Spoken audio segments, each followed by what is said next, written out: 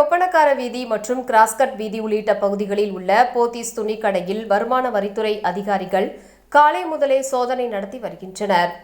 பிரபல ஜவுளி நிறுவனமான போத்தீஸ் நிறுவனம் தமிழகத்தில் சென்னை, கோவை, மதுரை, நெல்லை உள்பட பல்வேறு பகுதிகளில் துணிக்கடைகளை நடத்தி வருகின்றது.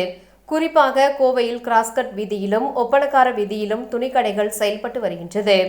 இந்நிலையில் முறையாக வருமான வரி தாக்கல் செய்யாமல் மோசடியில் ஈடுபடுவதாக வருமான வரித்துறை அதிகாரிகளுக்கு தகவல் கிடைத்தது. இதனையடுத்து தமிழகம் முழுவதும் வருமான வரித்துறை அதிகாரிகள் இன்று காலை முதலே அதிரடி சோதனையில் ஈடுபட்டுள்ளனர். குறிப்பாக கோவையில் உள்ள 2 கடைகளிலும் சோதனை நடத்துவதற்காக 4 வாகனங்களில் வந்த வருமான வரித்துறை அதிகாரிகள் தொடர் சோதனையில் ஈடுபட்டு வருகின்றனர். காலை நேரத்தில் நடத்தப்படும் இந்த வருமான வரித்துறை சோதனை காரணமாக பரபரப்பான சூழல் நிலவி வருகிறது.